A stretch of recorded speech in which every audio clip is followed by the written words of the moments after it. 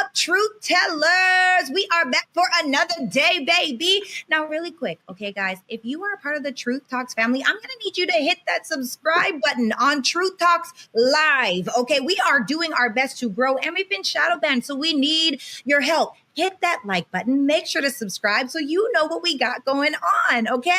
You want to see what's giving, because I'm your girl, Sarah Fontenot from the It's Giving podcast, and I see my haters out there, okay? I see y'all in the comments. It's okay. I still love you because I'm going to tell my truth. That's all we can do is live in our truth, okay?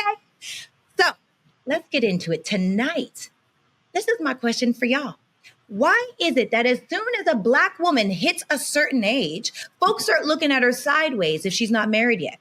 Like her worth has expired or something. Like peace, purpose, and power don't mean anything. If she doesn't have a ring on her finger, they act like it's some kind of punishment and not a choice. So let's call it what it is. Singleness is being weaponized in the Black community. And tonight we are here for it, okay? Get them gloves on because we about to battle, baby. If you're watching us on Roland Martin Unfiltered, I need you guys to hop over to this channel, Truth Talks Live. Hit that subscribe button so that you can make sure to join us every single time. And right now, Truth Talks starts.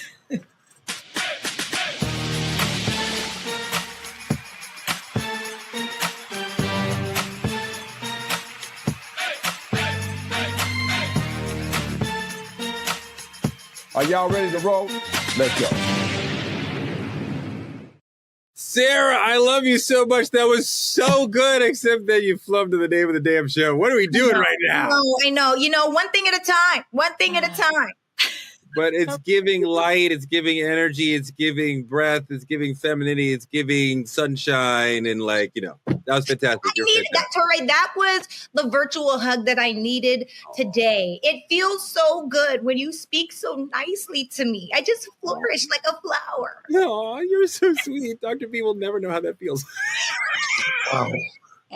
Wow. Sarah, I'm just kidding. You can fumble over 10 words. Anybody but Torre doing the intro of the show is better than let me say, real talk. I love that. I love that top. You look fantastic.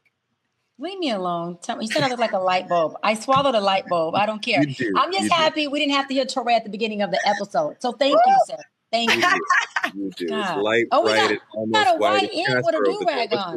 We got a white in with a do-rag on. Not the do-rag. We're talking about somebody else having white perspective. She looks white. Are you really, is there any melanin in that frame at all? Man, help me, please. Guys, I'm about to go. I can't take it. It's too much. So combative. Y'all fight a lot. Hi, guys. My name is Dimitri. It's a pleasure to be in the middle of this fight. Honored to be here. Truth Talk starts now. Now. Let's get into trending truths. What happened to the $6 billion futuristic paradise that Akon swore would become the Wakanda of the West? Years later, Akon City still hasn't broken ground, and the dream has turned into dust, doubt, and disappointment. Take a look. Touted as a high-tech utopia powered by renewable energy and bankrolled by its own cryptocurrency, Akon City was ambitious as it was daring. Designed with curvy skyscrapers and sleek modern infrastructure, early renderings of Akon City drew comparisons to Marvel's fictional African metropolis, Wakanda. It was supposed to come at a cost of $6 billion. Nearly 7 years on, much of the 800-acre piece of land allocated for the project remains an empty grassland, save for a single unfinished reception building. Now Senegal is repossessing the land to build something realistic, the BBC reported, citing the country's tourism authorities. Senegal's leaders had hoped that the project would help transform the country where Akon, born Alioune Badara Thiam, spent a part of his childhood. The singer has struggled to get funding for the project, while legal challenges have also taken their toll.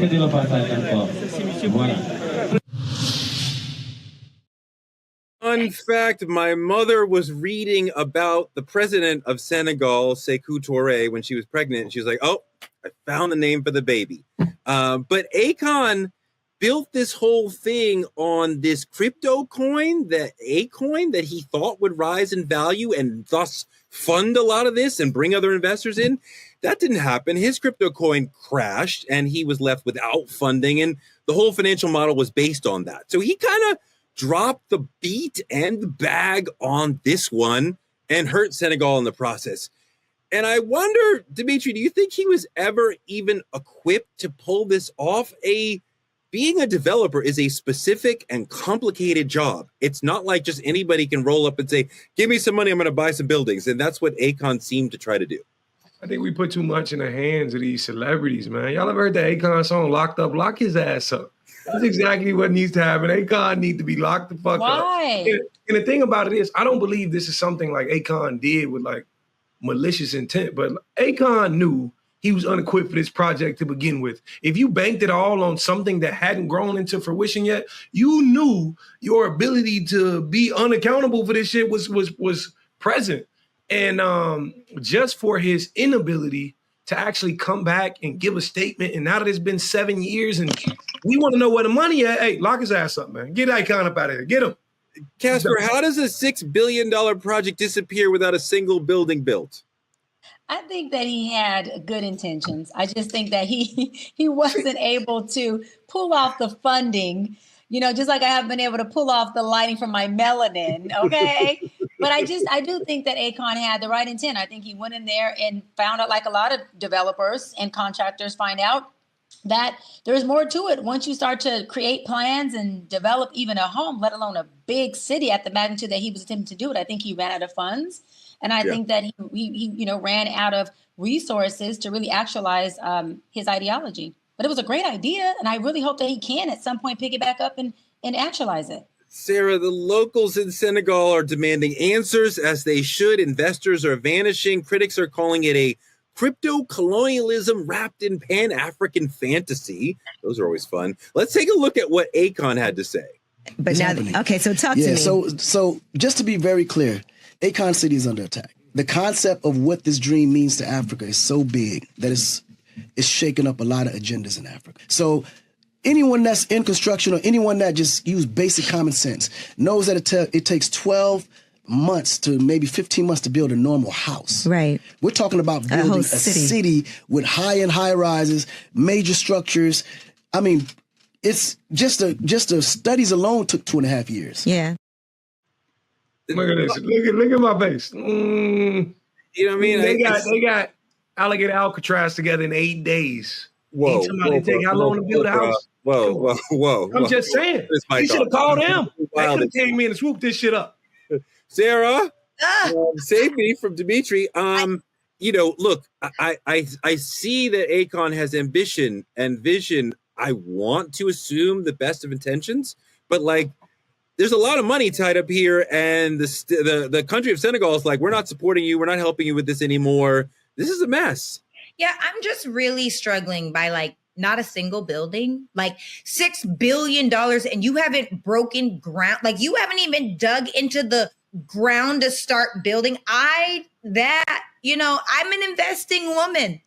And before you invest in anything, this doesn't make any sense to me. I hope that he gets it together, but they already took the land back. They're saying something a little more realistic. And I think that they may have just allowed his name and his clout to cloud their judgment and allow him to create this thing that he really wanted, but it's just too hard to actualize. This sucks. I don't like this. The math is not mathing. I don't know what that says, Dimitri. Yeah, you see how many zeros in a billion? And 6 billion. And you ain't got nothing, not a TP, not a hut, not a snow castle, nothing.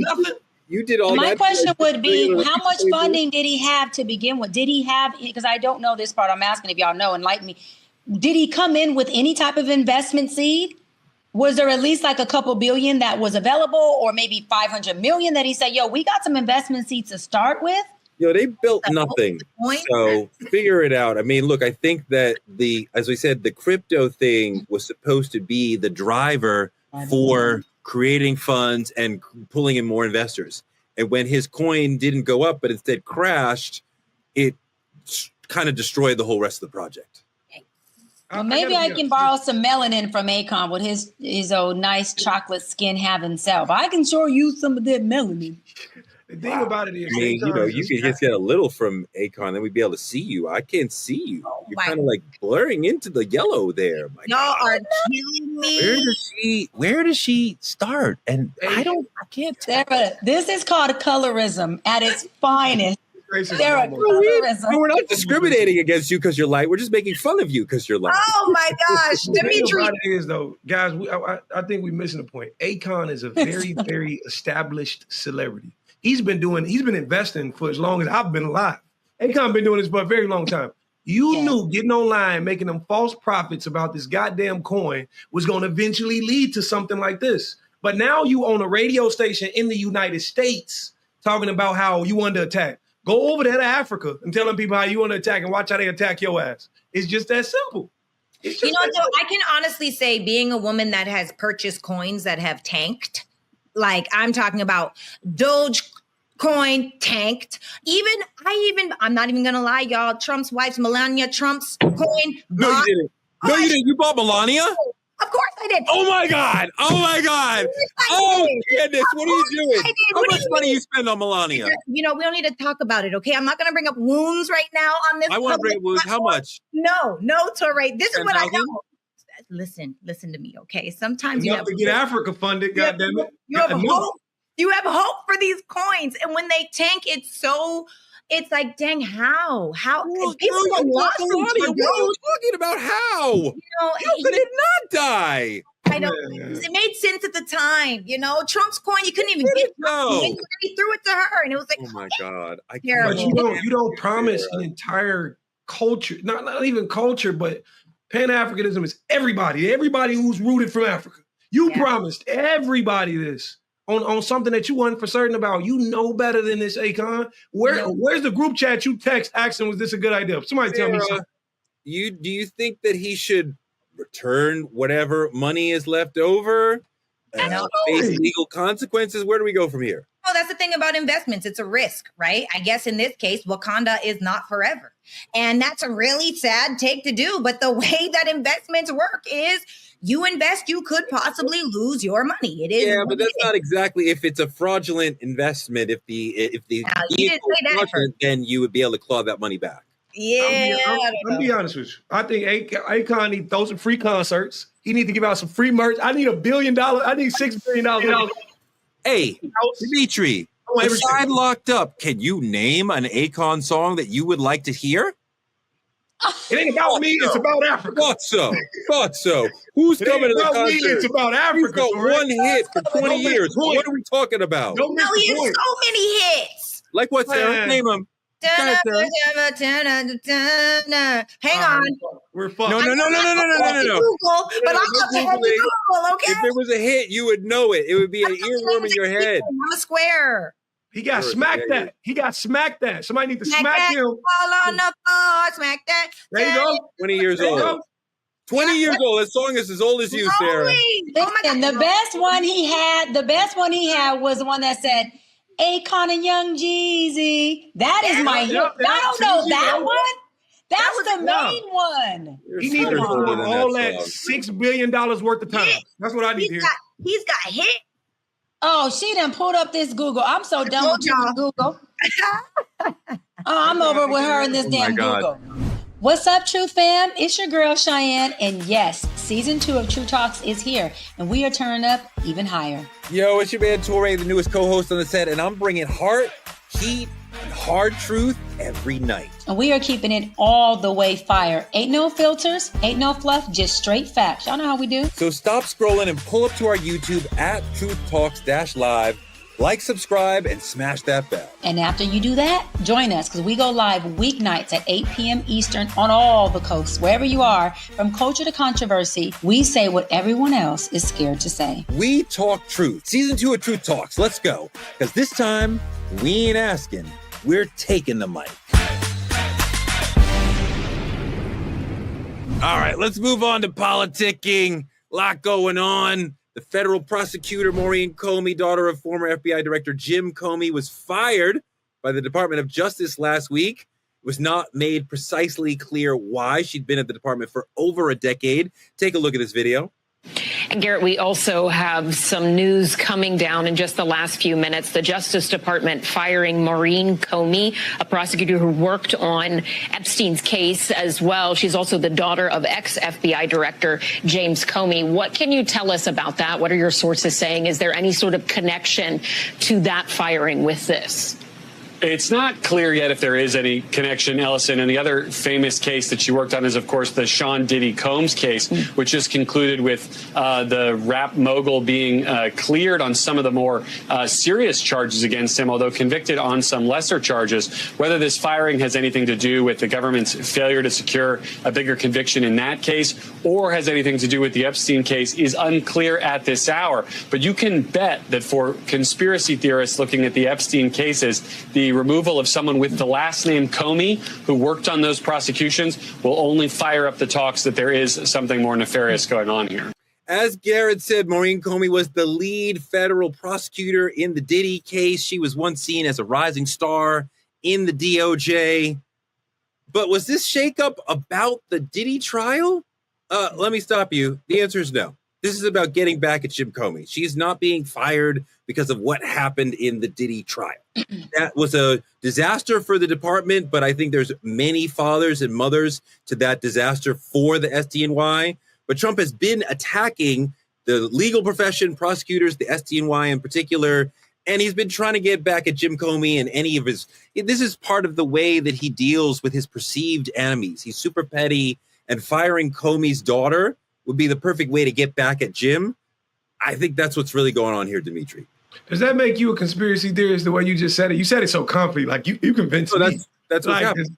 That's what happened? Conspiracy, that's what happened. All right then. Well, in my opinion, I think a lot of times we forget that, the system forgets that justice is like, it's not just about the outcome. It's about public confidence. Like when you start doing big things and you can't explain it to us, we get a little questionable on your legitimacy.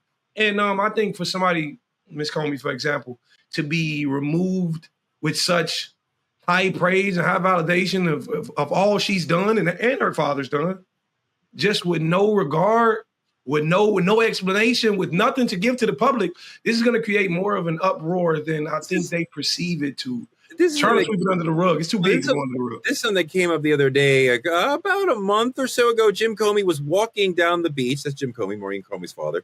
And he saw seashells arranged by somebody else that said 8647. He took a photograph of that and put it on his Instagram. Sarah, 86 in the restaurant world would mean to end something, right? Like we have no more of something. So the right tried to take it like this 8647 meant kill Trump.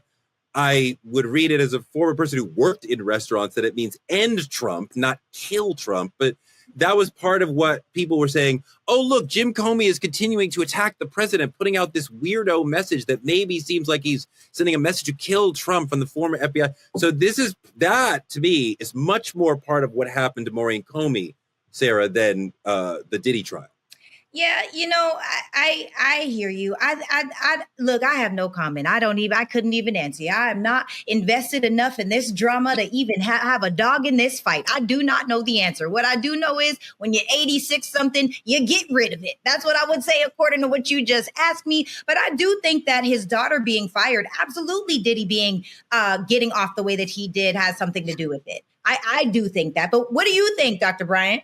I think the part that's more scarier is that this president is so smart and dumb at the same time that Article 2 of the U.S. Constitution actually grants Trump the right to remove certain federal employees without even reasonable cause. He can just do that. I think that's the point of looking at how he has set up things, and he is literally using the Constitution and recreating it so that it works for him and his crew per se, when they enter into spaces of needing to check and balance and remove things and people that can work for him. That part is beyond me because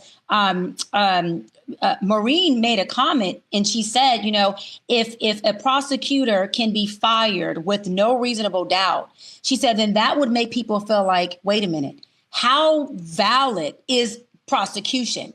And it's like, Trump, you are internally not only helping yourself if that's what you think you're doing, you are really messing up the trust and the validity of the people that we have put in position to do the jobs that they're supposed to do to bring justice.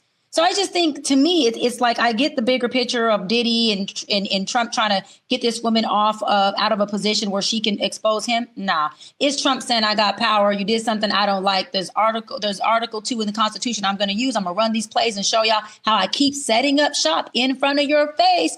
Listen, fuck around and find out. Trump keeps showing us. Fuck around and find out. I'm going to use all these things that y'all created and that I created to work for me and against y'all. You just worry about where the country is going when people are being penalized this way for their father, when the leader is this petty and vindictive.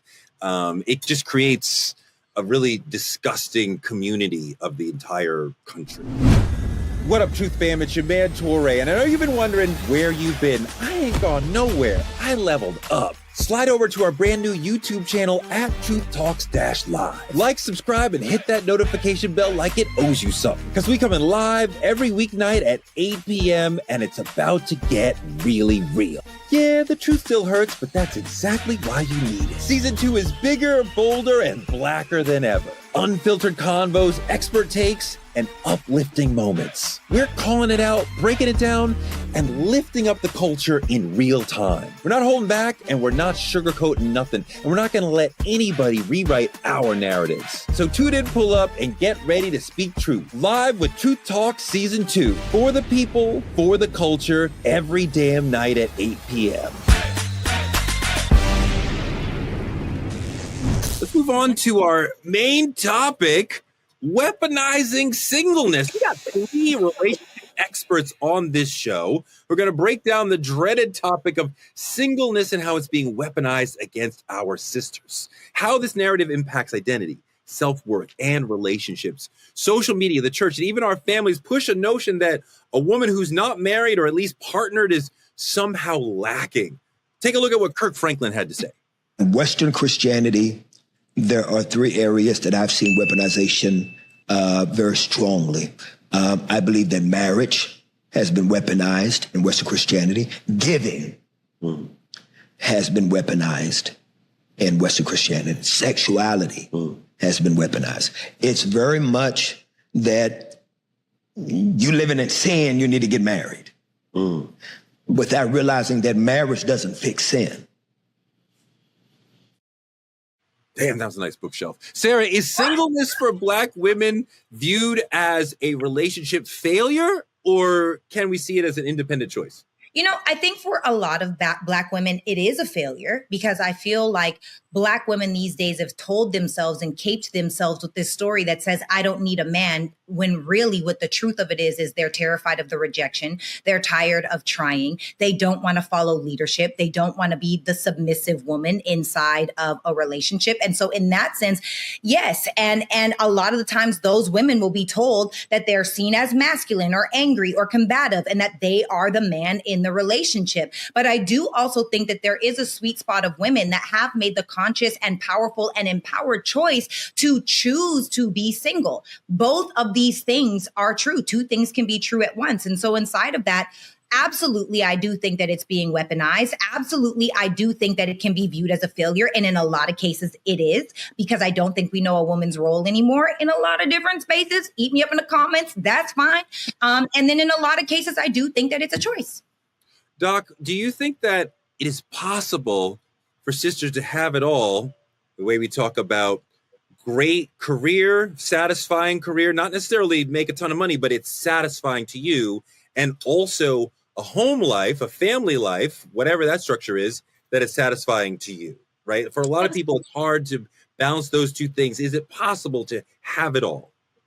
Absolutely. It's what I call the hybrid effect. I always talk about it. I talk about a hybrid is alpha submissive, right? Alpha in the boardroom and closing your deals and showing up to the meetings and making sure that you're doing that stuff externally. And then when you come home, you're in your submissive, which is, hey, daddy, I'm home. Love you. What do you need? Have you ate? Or, you know, if he cooked, thank you so much for cooking for me. I missed you. How was your day? You go into all those submissive roles. I think that with women embody all of their moving parts, they start to fall in love love with who they are. And self-discovery is about identifying who are you in the boardroom, who are you in the bedroom, and how do both of those coexist? And when you find both coexisting, that's what balance is called.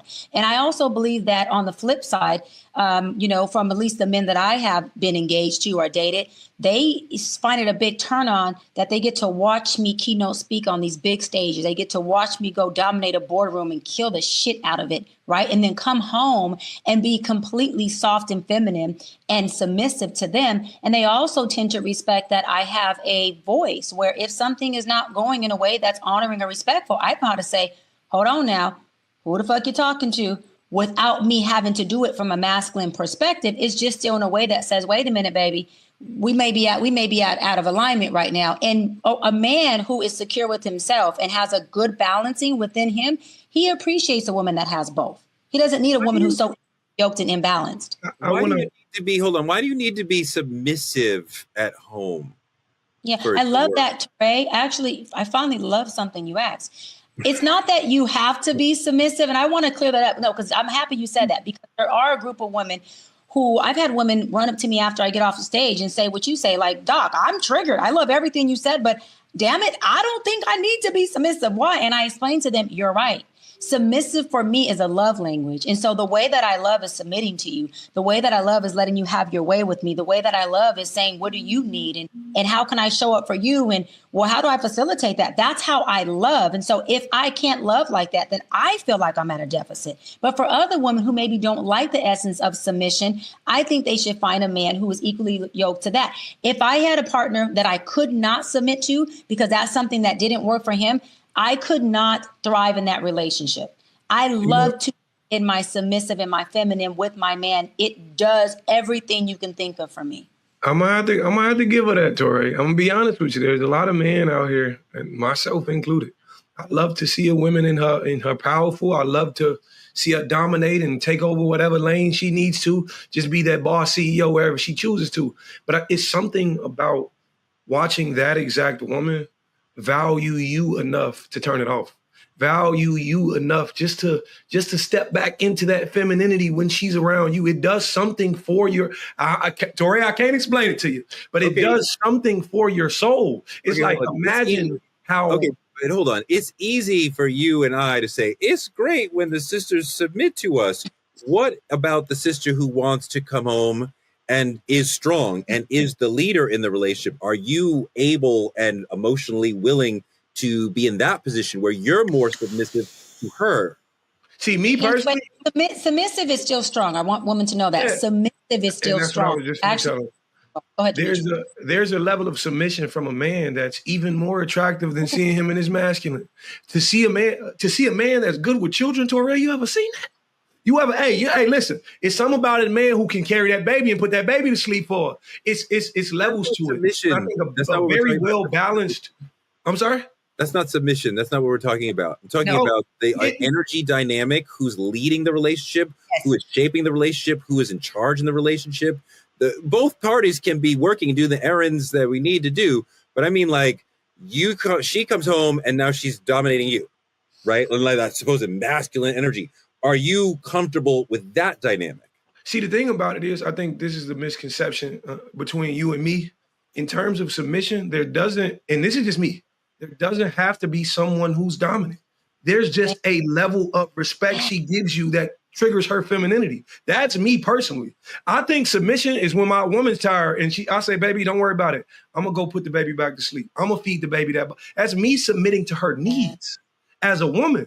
And so the dynamic in which you're looking at it is a little different than me personally. So I just want to chime in because I want to make sure that we stay on topic here about weaponizing singleness, right? And so first and foremost, you guys are talking about masculinity and femininity. It's not about male or female roles. Like, we're not talking about gender roles, because everybody should be able to put a baby to sleep and everybody should also be able to be decisive. But when we bring it back to weaponizing singleness, what people will do is, just because you don't have a partner, they assume there's something wrong with you. Just because you're not married or engaged or in an exclusive exclusive committed relationship, now you're the problem, you're the drama, you're too combative, you're the issue. You don't know how to shut your mouth. You don't know how to submit to a man. You don't know how to be in your feminine.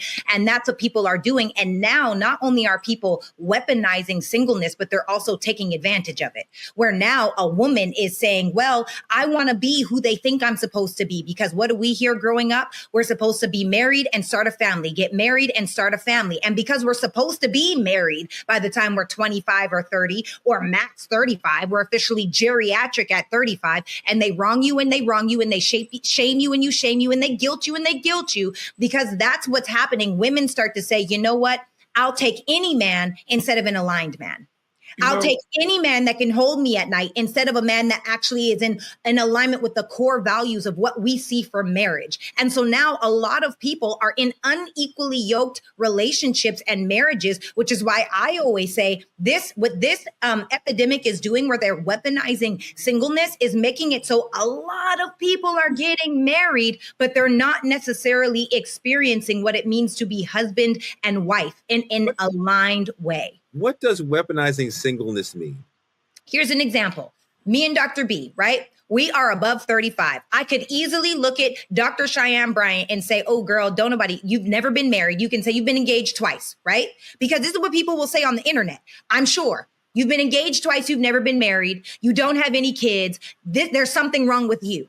So now it's not that there's something wrong with her. She's probably made the choices to make the choices that she's made. But what the general consensus for people that aren't taking the time to understand her viewpoints or her story or where she's coming from, they're going to look at her and say something is wrong with you because you're single. Something is wrong with you because a man hasn't chosen you. Something is wrong with you because you haven't given birth. And they have all of these ways, because we live in a society that almost values a married woman or a married mother more than a single woman. Because our entire job on this earth is to essentially get married and start a family. And this is entirely different. This is different, you're saying, than whatever pressure exists on men to get married. Men's pressure isn't to get married. Men's pressure is to make money. Women's pressure is to get married and start a family. And we are supposed to come together and create the family. But now people aren't looking at the truth of what they actually desire. They're not actually taking the time to see, well, hey, what do I actually like? What do I actually need in my partner? What is actually important to me? It's more than just hobbies. There's a lot of people that have chemistry. Chemistry is so easy, but compatibility is way more challenging. And so you have to get really clear with you. What is it that you want from your person? I personally don't think that in your early 20s, go date, learn what you like, learn what you don't like. In your late 20s, 30s, this is where you should start seeking what it is that you desire. And then hopefully you find your person. But if you don't, just because you're not with a person doesn't mean you lack anything. Just because you haven't chosen a partner doesn't mean you're not good enough for one. It means it just may not be your season. And hell, it may never be your season. But are you okay with that? Or is it circumstantial and then you choose to get hard instead of actually going after what you desire? Dimitri. I saw this in a whole different light. I saw the conversation in a whole different regard. You're speaking on people who weaponize the idea that you're single against you. Yes. I know a lot of people in my generation who weaponize the idea of staying single. These people don't want a relationship. It's easier for me to run around with that man, and that man because I have that option. I have that choice. I can get everything I need from everybody. So I choose to stay single and fight a relationship off. And that's fucking it up for a lot of women who want to be with one man. So I saw it weaponized from a different angle. And I'm glad you put that point in there. But it's a little different for me. It's a little different from the way I'm looking at it. I know women who've thrown away the relationship to go be single for the fun of it. That's kind of how I saw it. And it happens. Doc, do we truly value being in relationships, or do people more fear being alone? I think a mix of both. I think there are a group of people who value being in a relationship. They value partnership. They value companionship. They value building with somebody. They value family. They value having a go-to. They value having in-house lovemaking and all that good stuff that comes with marriage. And then there's also people who, value being single. They look at it like, it's less of a headache. They feel like they're able to move around in a way that they want to. What I want to touch on as far as weaponizing is I find that a lot of married people weaponize singleness on single people. And I've been in my field for 17 years, and I find more married people who are participating in infidelity than single people who are even participating in sex. I have found there's more single celibate folks than there are married people who are not cheating and in infidelity. And so a lot of the weaponizing comes from, hey, look at me, I'm married, and look at you, you're not. And that becomes an issue because if a single woman comes out like I did on Paul Pierce's show and says, hey, look, I'm single, 42, having my way, and I don't want to maybe settle right now because having my way and being single has been very wealthy and a great experience for me. They looked at it like, oh, this woman is having these men who she's taking advantage of, she's spinning the block with, and she's not respecting the fact that they want commitment. Doc is just going, you do what I say, you do what I want, and I'm going to have it revolve around my world. Well, hey, it is my world, so who else's world would I have it revolve around? And if I'm being honest as a single woman and I'm saying to the men I'm in companionships with, I don't want commitment right now, and they're agreeing to participate in my world, then that is me being 42, having a freaking wealthy quality of life. And it doesn't make me feel less valuable because I hear, again, a lot of married people who are either in a deficit, they are experiencing infidelity, or they're trying to figure out how do they reshape their marriage so that they're not miserable. So again, I just wrap on a lot of married people I find weaponize singleness on single folks who I think deep down inside kind of envy that freedom and envy that space that a lot of single people actually have. Church.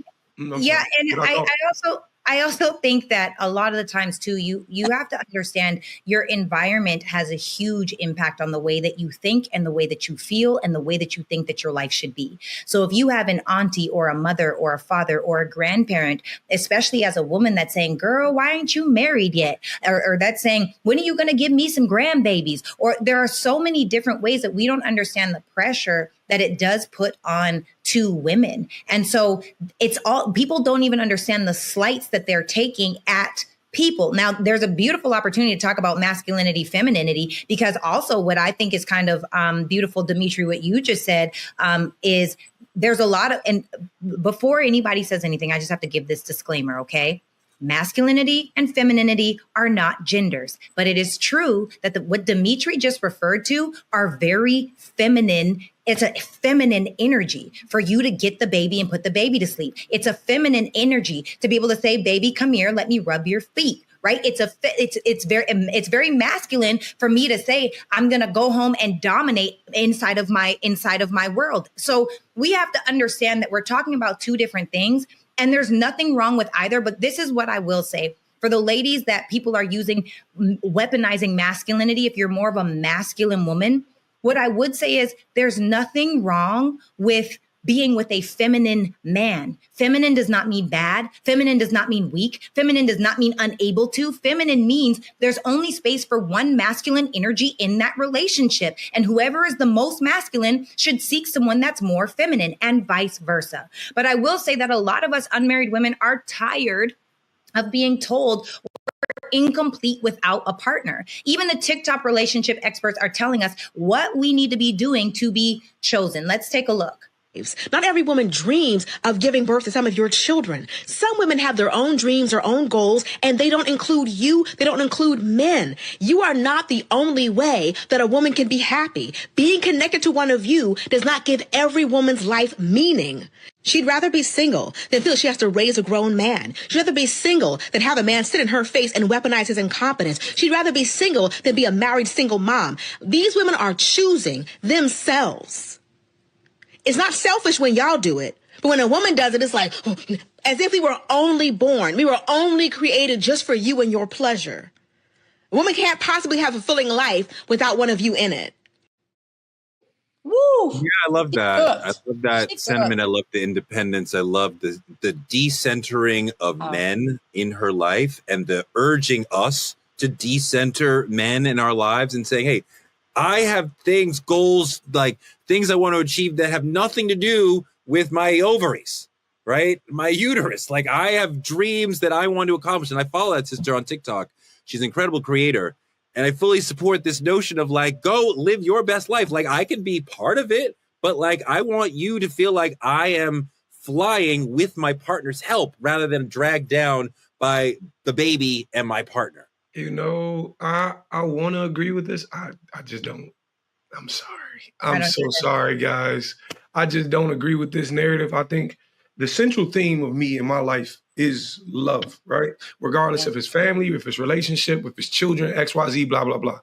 They're the sole reasons I want to conquer. They're the sole reasons I want to do better in life. And I understand the idea of decentering them, right? A man should not be all you're focused on. You should be your primary focus first. But the thing about it is, you can't speak for the masses and say they want to be single. If they wanted to be single, they wouldn't be listening to these people on TikTok or whoever it is they listen to. I think a lot of times we push narratives on the people that we subscribe to, and we just speak it to the world. So like me personally, I feel like most of the things I'm doing right now currently in life are for my future child and my future wife. It's been that way for a very long time. I've been very prosperous because I want them to succeed and feel comfortable when they meet me. If I had no center or no goal or no priority, it wouldn't work. I'd just be living. I think I understand what you're saying. And I think that the way that society pulls us, that the man is pulled into a higher self and a more mature self by family. And women quite often find themselves pulled out of their dreams by family. Their dreams are derailed by having a family. So this sister saying that she wants to continue to focus on her dreams while also having a family, to me, is uplifting. And it is different than what so many women encounter. There's so many women who are like, I wanted to be a writer, an actress, or whatever. I wanted to have a career. And then they had a family. And they're fulfilled by the family, but men are not finding that same life hurdle. I had a family and that had to change my dreams. So you're propelled by having a family. She's dragged. So I want to uplift her and hold space for her as she's saying, I want to be uplifted when also using my uterus. But I think we need to hold space for both women. The woman who says, look, are all three women. The woman who says, I only want career and no kids. That woman is equally valuable as the woman who says, look, I don't want no career and I want to be an at-home professional mama. And then there's me, the woman who says, I know I can have both. And my goal was to first have a career so my kids are born into equity and I'm able to actually be a hands-on mama because I have financially secured myself enough to the point where in the event that my husband, hopefully not, we get married and he has a shortcoming, I'm still able to float us if he happens to have something happen in the season where he can't do it. I got his back and we're good over here. So those three women are all equally valuable in their own space, but we have to hold space for all of them and not weaponize one because she's an at-home mama, the other one because she's a career woman and she doesn't want kids. There's women who are thriving in all different lanes. And I think what's most important, and I'll land on this, is that individual, male or female, has a plan and they have a quality of life that they really feel healthy in and that they can thrive in, because happier people just make for better folks in any kind of relationship you can be in. Dimitri,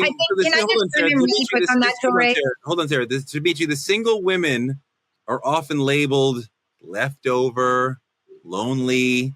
The single men are free, focused, and waiting on the right time. Are we doing the right thing by giving the sort of shame to one group and praising the other group for the same thing? Absolutely not. And I'd be going against myself completely if I sat here and said that's how we should view it. I'm a single man, and I choose this is the season I'm in. And I think that's the thing about it in the way we look at it. If more people viewed it as a season of development and learning for when that relationship comes along, you'll be better off. Okay, you're in that season, not you're in that turmoil, or you sitting in that because you don't want to be there. There's a lot of people who choose to be single because they got shit in their life. They need to get together before they reflect it on to somebody else. That's a season you have to go through in order to grow through. You gotta do the work. The thing about it is, I think most people look at it because they're looking at outside expectations. Okay, I'm viewing it because my mama want to see me married. And right now, if my mama viewed my singleness as a step to get married, I have to work on myself. If my mother viewed it as such, I wouldn't feel as bad. Right now, we got to alleviate the pressure from everybody else and say, I'm here for a reason. Because if I didn't go through my singleness, I never know what Mrs. Wiley's supposed to be like. And I just want to say this while I'm still here. The idea that picking the right person, Torre, you said woman gets in a family and then, it's downhill for her dreams. Picking the right man, it's not going to be. I don't care what happens. When she comes along, Mrs. Wiley said, I always wanted to be a painter. I'm buying every goddamn size canvas and we put it in the living room, baby. This is what you want to do. This is what we're going to do. But that's why selection is so important. It's a little less about the man and more about the intense demand on the woman's time. The right man is going to alleviate all of that unnecessary pressure. All the pressures of what society said is going to be gone. The first 10 years of having children, the child is almost always physically attached to the mother. And no matter how great the father can be, she's going to do 60% of the work, no matter what. The man can't keep up because the child is so asking for the mother and driving toward the mother and the whole feeding thing, the man can't participate in that at all. So, I mean, she's going to, her body goes through a lot, her mind goes through a lot in pregnancy and having a young baby. That takes time to redevelop into the person she was. There's just a lot of social and physiological things that go along with becoming a mother. There's a chemical that you want to just be with the baby all the time, right? So that takes you out of the workforce. So there's all these ways that nature and society is preparing you to be a mother. And it's beautiful. And it's wonderful. But I'm currently living the opposite. You cannot tell me there's kids who don't attach to their dads the exact same way they're attached to their mothers. And I've been to the doctors, I've been to the dentist, I've been to the schools, and we at the graduation, and they call me the dad and saying, thank you for being the most active parent in this school. So you can't tell me all of that effort is not complimenting Mrs. Wiley when she comes along with them kids. It's going to alleviate. But I think we got so used to saying the kid should be with the mom that we just letting it happen. No, baby, I'm going to handle this kid. You ain't even a mother today. That's what I say when I ain't got my baby. I be like, I ain't a dad today. But you ain't got to be a mother today. I got you. Let me take that off your plate. And the thing about it is, man, we fall so accustomed to the actual tropes of what society's led us to believe. There's dads who can't get it done by themselves. If that's so, allow the mother an opportunity to go out and do what she needs to do for herself. That's all I'm saying. No, I get it. But the mom also has a power. Really quick. I just have to say this really quick because I do feel like the same way where we had that episode where we talked about how women have children and it's most of the time it's circumstantial. It's not intentional. I feel like most women are single circumstantially and not intentionally. A lot of women say that they want to go build this career. Careers and dreams do not keep you warm at night. And so a lot of women are saying this out loud. They're saying, I said it. They're saying it out loud on these social media platforms. And then they're going home and they're feeling lonely. They're feeling rejected and they're feeling like they don't have what they need. And the truth of the matter is that we have to get really crystal clear about, are you single because you can't address your aggression? Are you single because you can't address your tone? Are you single because you can't address your own volume because you're not willing to do that work on yourself? Or are you, thank you, Dimitri, or are you single because you actually want to be? Because the truth of the matter is these women that are out here intentionally, and that's what we do. We find the exceptions to the rule and we say, we're like them. No, baby girl, you're not. You're mean. You're masculine.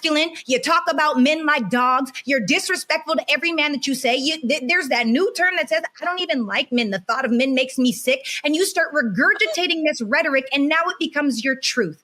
It is not the truth. These things are either circumstantial or they are intentional. And I'm here to tell you right now that if you want to go live your best life, you want to have fun, just make sure you freeze those eggs, homegirl, because one day, a lot of the time, when you look back on your life and you're 45 or 50 and you're unable to have kids, you will probably regret it. That's all I'm saying. There's too many women out here that are trying to push a narrative that they don't even believe in. The truth is, we are built and we are here to connect. We want a partner. And as much as I love what I do, and I am great at what I do, and I am very successful in what I do. And there is nothing like coming home to my man and being little baby angel muffin poodle love. Okay. That's what the real truth of it is. Yes. Little angel muffin. Angel muffin poodle love. Yes. Yes, little baby, hug me, hold me. Angel muffin poodle love. Because your dreams are never going to hug you, hold you, kiss you, squeeze you. And a lot of these women are saying, oh, I just want a man that's going to be, there to support me. Then baby girl, you don't want a husband. You want a business partner. That is one that is way easier to find. Get yourself out of the rings. Stop distracting these men that actually want marriage and go be the boss that you've always wanted to be and allow these wives to be wives. Hey everybody, Judge Lauren Lake here. Listen, I need you to head on over to YouTube weeknights at 8 p.m. Eastern time. Why? Because your favorite judge, I'm one of the new co-hosts of Truth Talks Season 2. And guess what? We're live every night at 8 p.m. Eastern time on YouTube, only at Truth Talks-Live. I'll see you there. But let's flip this a little bit, Sarah, right? Okay. And maybe because you brought up this whole subject of weaponizing singleness, I think we understand the topic. Yes. How do we break the stigma of being single in the Black community? Because as we've said, the sisters especially are hearing messages from their community, from their family, perhaps from friends, perhaps from internally in their body saying like, you got to get married, got to have a baby, got to get married, got to have a baby. Perhaps sometimes to their detriment. So how do we reclaim singleness as being something that's about being complete rather than something to be ashamed about? How do you make it about identity and self-worth rather than something you're trying to break out of? Well, first and foremost, you have to be real with where you're at. Some women are so defensive, they're not even willing to accept the fact that, you know what, you're mean, you're ornery, you're disrespectful, you're masculine. You keep trying to control everything. Ladies, we don't control everything. In fact, true submission is surrender. We will never experience true trust without being a wife, and we will never experience true selflessness without being a mother. Because how? If you're going to give, and you have to understand, I believe in the masculine male dynamic with the feminine female dynamic. If that's not your dynamic, that's okay. This message is not for you. But for women that desire to be led in their relationships, baby, you got to let that man be a man. You have to be okay with not controlling. You have to understand that control doesn't exist. 90% of the things we have control over never happen, and the other 10% isn't up to us. So our best opportunity, like Dimitri said, is to take care of ourselves. How do you learn how to be more regulated inside of your emotions? How do you learn how to have a conversation with someone instead of just raising your voice or getting angry? And there's a difference between being passionate and being angrily mad at somebody, right? You've got to learn yourself. Take this season to work on yourself. I promise you, fix your RBF, okay? The resting bee face. Smile a little bit, let these men know. I'm sorry, but hold on. The point, Dimitri, was about how do we reclaim singleness as something that is okay and not shameful. I feel like she's talking about how to get a man and blaming women for not having a man. I'm talking about how do you like being single? How do you enjoy and understand being single? So you work on yourself. When you work on yourself, you will then attract the man that you want. But you're still talking about getting the man. Because you're still talking about getting the man. We're talking about being single. Hold on. Here we go. Hold on, Dimitri, because she's still talking about getting the man, which goes back to women. Sarah, you just yes, you are. Which goes back to the stigma of society and a large group of women thinking that they have to spend their singleness or spend their life on getting the man to be valuable. Sorry. So to answer your question, Torre, that while you are single, how you create a thriving, wealthy quality of life while you're single is exactly what I do. To Sarah's point, do I do self-work? Yes. However, my plate is full of what? Full of travel, full of family, full of the word, full of the things that I love, full of getting to know who I am, and full of making sure that when I do meet a guy who I'm choosing to be with him, my plate is so full, I'm making room. So many people have a plate that's empty. They're choosing men to fill the empty space, which is choose from a place of despair. If you are spending your singleness trying to work on yourself to get this great man, you are still keeping a man your focal point. You're still placing your value on that man. Your singleness should be about self-discovery, about traveling the world, about reading books, about getting an education, about doing nothing at all if you don't want to, about communing with your girlfriends, communing with family. Self-discovery. Who are you? What do you like? Let me tell you why. I always say I never teach married people how to be married. That's why I don't really tell people what they should do and how they should get a man and how they should get a woman. All that stuff cannot be created until you meet the person you're with and you guys curate that together. What I do teach people is not how to be married, how to be happy within themselves, because happy people date better, they marry better, and they parent better. And so in your singleness, figure out, baby girl, baby boy, what makes you happy? Take inventory of that, play with this. So by the time you meet your partner, you're bringing a happy person to the collective of that relationship. And don't spend your singleness trying to figure out how you can better yourself to get a man, because women who attract men are going to attract men no matter what. You ain't got to do work to attract a man. You got to do your work on who you going to choose. That's all you got to do. Right. So I love that. And I just want to chime in really quick, because essentially, Dr. B, you're saying what I said. Y'all are hearing me say, do this to attract a man. No, I'm not saying do this to attract a man. I'm saying when you do this, you do attract a better, more high quality, high value man. When you, no, Teray, let me finish. What I'm saying is when you take the time to identify what is it, like I said earlier, what do you want for your life? What do you like? What do you not like? What makes you tick? What doesn't? Do you have girlfriends? Like one of the things there, oh my, this is a whole class. Essentially what I'm saying is you've got to do the work so that you can deal with your emotions. You can deal with your feelings. You can deal with your thoughts without projecting. You can have a conversation without breaking someone down. You can just act normal without being critical or being defensive, whatever it may be. There are so many different things that happen inside of working on yourself that when you do that, of course, you're going to attract a high quality man. And then like Dr. B said, you get to choose whether you actually want that person or not.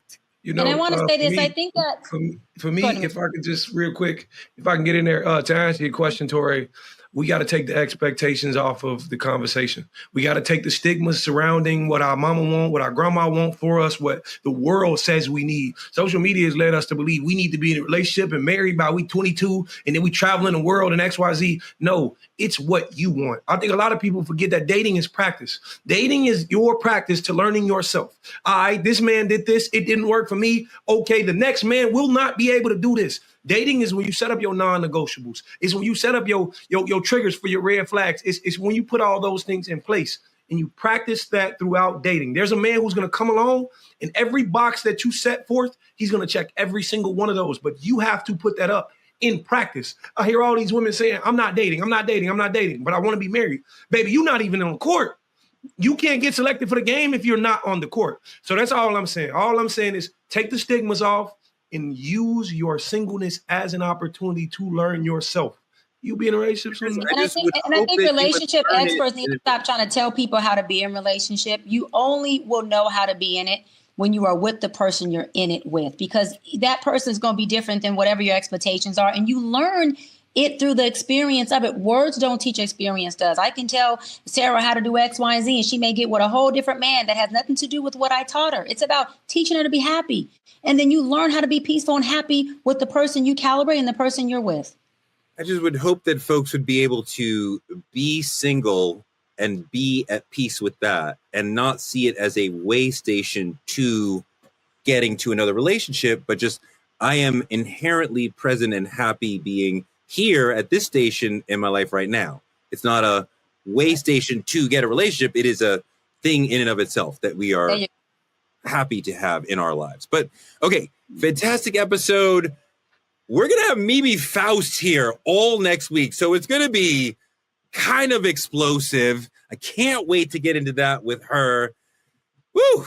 That's all we have for tonight. Thank you for all the super chats coming in. Thank you for all the comments dissing Sarah. You didn't have to go so hard.